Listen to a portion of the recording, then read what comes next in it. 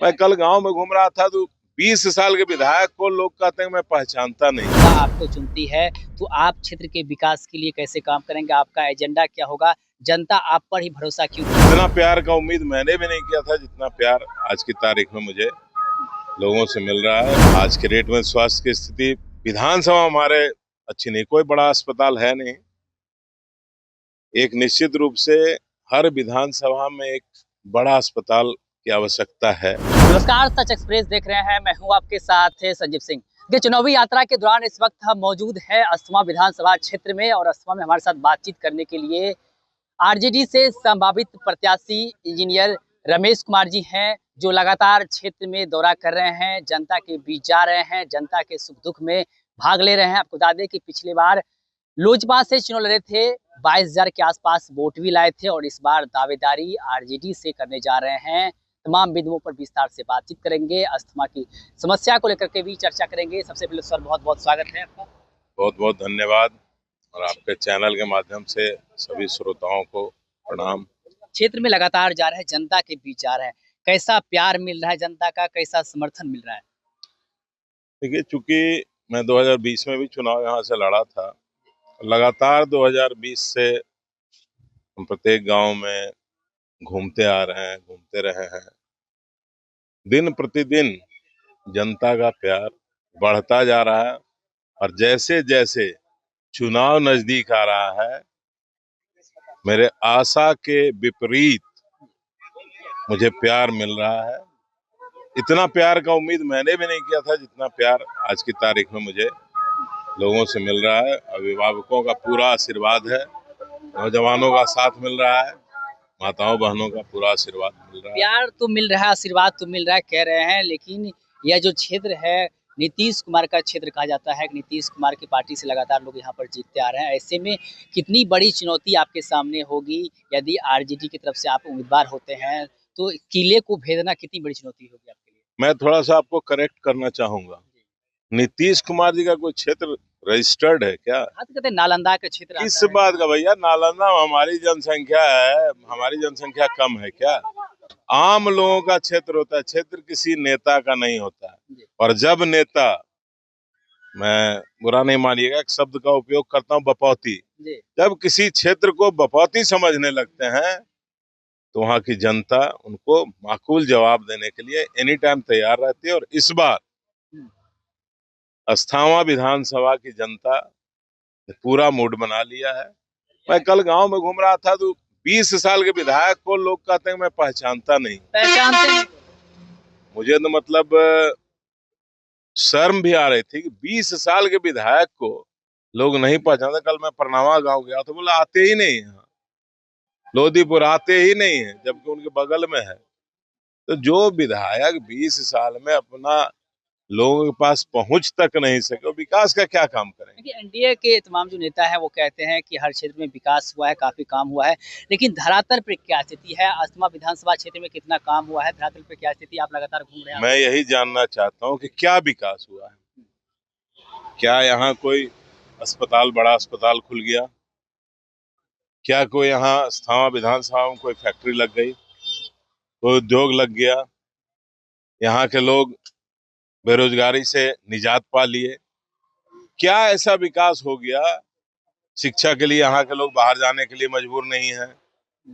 तो आज भी वही चीज है जो 20 साल पहले था। लोग शिक्षा के लिए बाहर जाते थे, आज भी जा रहे हैं। मूलभूत समस्याएं क्या है अस्थमा विधानसभा क्षेत्र? सबसे बड़ी समस्या मैं आपको बताना चाहता हूँ, जो कॉमन समस्या है, आप कहीं भी किसी भी ब्लॉक में चले जाइए, घूसखोरी, रिश्वतखोरी चरम सीमा पर है। छोटा छोटा काम करने के लिए यदि आप जाएंगे, जैसे कि जाति प्रमाण पत्र बनवाना हुआ, आय प्रमाण पत्र बनवाना, या और भी किसी छोटे मोटे काम के लिए ब्लॉक है, तो बिना पैसा दिए लगता है कि फिर से ये अंग्रेज वाला शासन आ गया।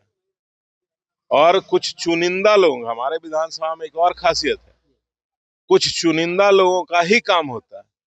ये विधायक भी कुछ चुनिंदा लोगों के हैं। हर ब्लॉक में या हर पंचायत में 2-4 लोग इनके, जिसको कहते हैं ना, पोट्टा टाइप के लोग हैं। बड़ा आरोप लगा रहे हैं। ये आरोप नहीं लगा रहे हैं। ये आप यहाँ की जनता से पूछिए, यहाँ के आवाम से पूछिए। यदि यहाँ की जनता ये बात नहीं कहेगी तो मैं स्वीकार कर लूंगा कि मैं आरोप लगा रहा हूँ। लेकिन मैं 100% गारंटी के साथ कहता हूँ, आप माइक यहाँ की जनता के मुंह पे लगाइए, हर लोग ये बात कहेंगे कि ये कुछ चुनिंदा लोगों के विधायक हैं, ये 2 4 5 लोग को छोड़कर छठे लोग को पहचानते नहीं। आप समस्या को लेकर के तो बता रहे हैं, लेकिन आप किस प्रकार से काम करेंगे? यदि जनता आपको चुनती है, तो आप क्षेत्र के विकास के लिए कैसे काम करेंगे? आपका एजेंडा क्या होगा? जनता आप पर ही भरोसा क्यों करे? देखिए, सबसे पहले तो यहाँ के लोगों को घूसखोरी, रिश्वतखोरी से मुक्त करा दूंगा।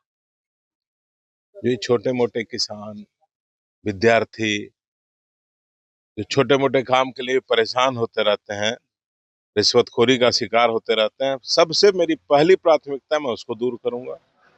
दूसरी प्राथमिकता जो बिल्कुल अहम है, रोजगार। ये बेरोजगारी की समस्या को दूर करने का मैं अपने लेवल से भी, हमारी सरकार आएगी तो सरकार के लेवल से भी मैं हर संभव प्रयास करूंगा कि बेरोजगारी की समस्या दूर हो जाए। बेरोजगारी की समस्या दूर होते ही ऑटोमेटिक पलायन रुक जाएगा, क्योंकि पलायन और बेरोजगारी बिल्कुल एक दूसरे के समानांतर है। तो ये 3 4 काम जो है प्रमुखता से है। शिक्षा तो निश्चित रूप से शिक्षा की प्राथमिकता है। ये 3 4 काम प्राथमिकता में हमारे है। स्वास्थ्य की क्या स्थिति है यहाँ पर? आज के डेट में स्वास्थ्य की स्थिति, विधानसभा हमारे अच्छी नहीं, कोई बड़ा अस्पताल है नहीं।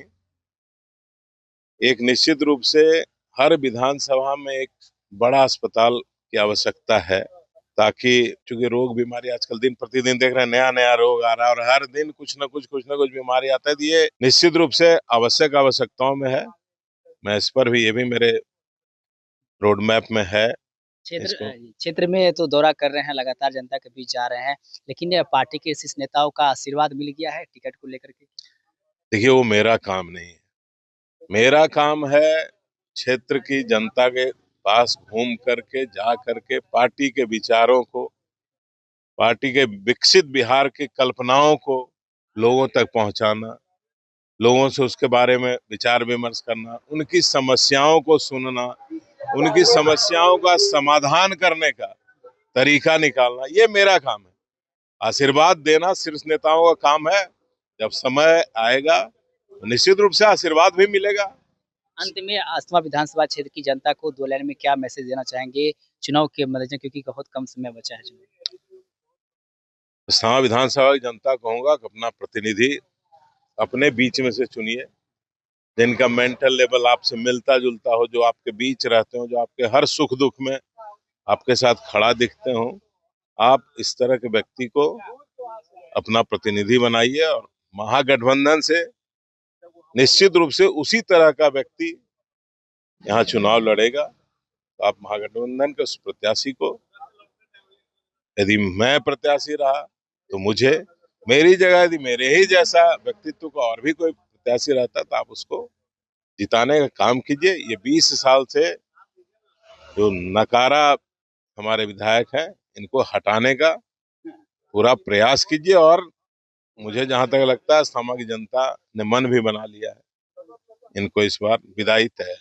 बहुत बहुत धन्यवाद। तो देखिए, हमारे साथ बातचीत कर रहे थे आरजेडी से संभावित प्रत्याशी है इंजीनियर रमेश कुमार जी। उन्होंने साफ साफ कहा कि अस्थमा की जनता है इस बार मन बना चुकी है, इस बार इनकी विदाई जो है तय है और अस्थमा में बदलाव होने जा रहा है।